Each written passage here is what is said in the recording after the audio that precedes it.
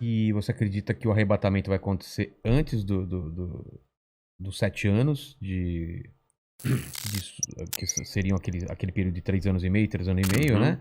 Ou durante, ou Tem depois alguns grupos que são É, pré-tribulacionistas, outros são a gente já pós-tribulacionistas, falou com o Rina né? aqui, ele falou que acredita que a igreja vai, se não me engano, vai ser antes da tribulação, né?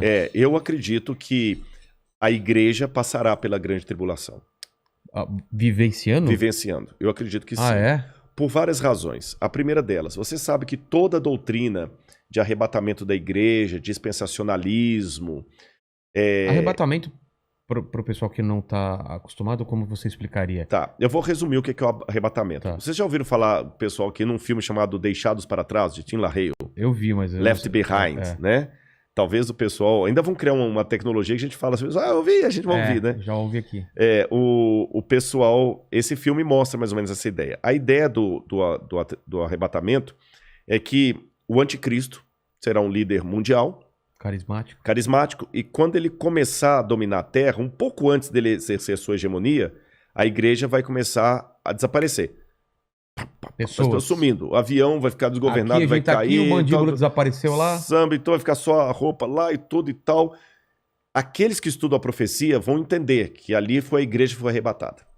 E quem ficar para trás é que não estava suficientemente espiritual para ser levantado. Aí vão começar 7 anos de sofrimento na terra em que o anticristo vai dominar.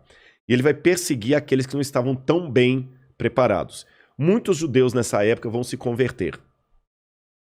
E depois desses 7 anos é que Cristo vem com poder e grande glória com aqueles que foram arrebatados para estabelecer o reino dele de 1000 anos. O milênio. Mas a igreja mesmo não estará nessa tribulação de 7 anos, será tirada antes. Isso é o que diz a doutrina chamada doutrina do arrebatamento secreto ou dispensacionalismo. Eu, Rodrigo, particularmente, eu não sou adepto a essa visão de fim de mundo. Por quais razões? Vou tentar resumir aqui para não ser muito prolixo, porque o nosso horário até já está bem avançado. E daqui a pouco eu tenho que pegar a estrada para ir... Caramba! Mas nós já vamos terminando aqui. Essa doutrina do dispensacionalismo, ela só passou a existir, sabe por quê? Houve um padre que ele, dominicano, Francisco Rivera. Esse padre Francisco Rivera, ele via que os protestantes entendiam que o anticristo era o domínio católico sobre a cristandade. Então esse padre, para tirar os olhos do papado, ele criou 2 coisas. Deu uma ênfase a uma ideia preterista, que o anticristo era Nero, e que a volta de Jesus será o seguinte, que o anticristo é alguém que vai surgir ateu no futuro, e que a igreja não estaria aqui. Aí, a ideia desse padre passou para um homem chamado Darby, um pregador. Isso eu estou falando já no começo do século XX. Darby começou a pregar aquilo, começou a empolgar, começou a dar mais ênfase, sistematizou tudo isso que eu estou falando. Aí veio, depois de Darby, veio Scofield, e criou a Bíblia Anotada de Scofield, que se tornou a Bíblia de todos os protestantes. E na Bíblia de Scofield estava essa doutrina que ele aprendeu de Darby. E depois de Scofield, outros pregadores renomados começaram a propagar a ideia do dispensacionalismo, especialmente o Tim LaHaye, que ficou muito famoso. E isso hoje emplacou, especialmente no mundo evangélico, como sendo a visão de fim de mundo.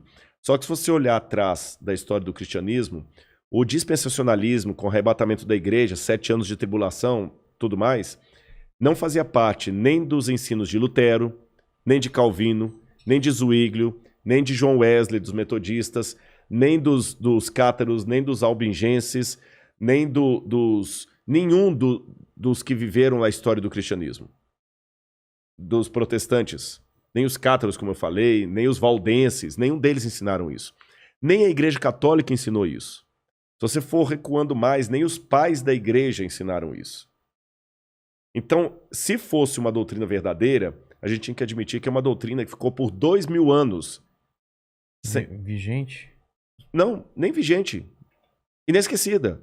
ignorada. Ignorada. Porque em 2000 anos de cristianismo... Você falando dessa visão que foram os romanos Não, essa visão do anticristo como sendo alguém que vai vir, os 7 anos, a igreja arrebatada tá, antes. essa visão.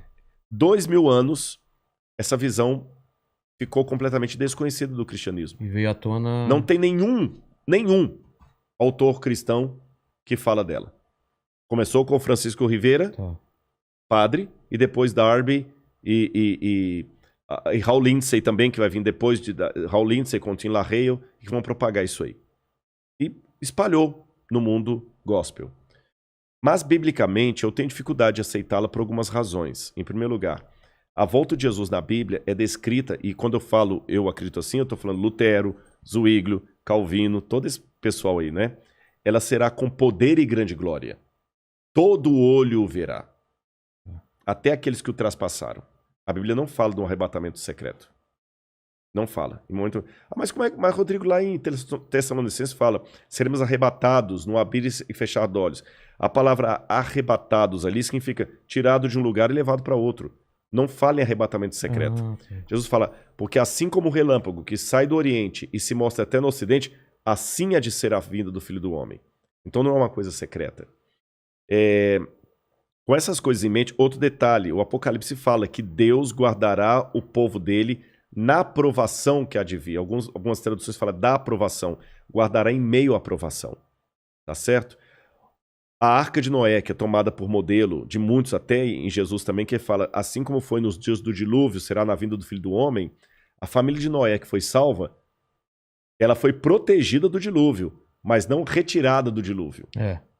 Foi ela protegida, mas passou pelo dilúvio. Passou. Então, com esses e outros elementos, que eu precisaria de mais tempo para decidir, mas eu entendi a visão. Eu acredito que Jesus vai voltar com poder e grande glória depois do período da grande tribulação. A grande tribulação antecipa a volta de Jesus, porque Mateus fala, logo em seguida, a tribulação daqueles dias, fala da Idade Média, o sol escurecerá, a lua não dará sua claridade, etc, etc, etc, etc. E depois Daniel fala também que haveria um grande tempo de angústia, o qual nunca houve. Aí vem a vinda de Cristo. Tá certo? E nesse tempo de angústia, o qual nunca houve, o povo de Deus vai ser perseguido pelo anticristo e pelos que aderirem ao anticristo.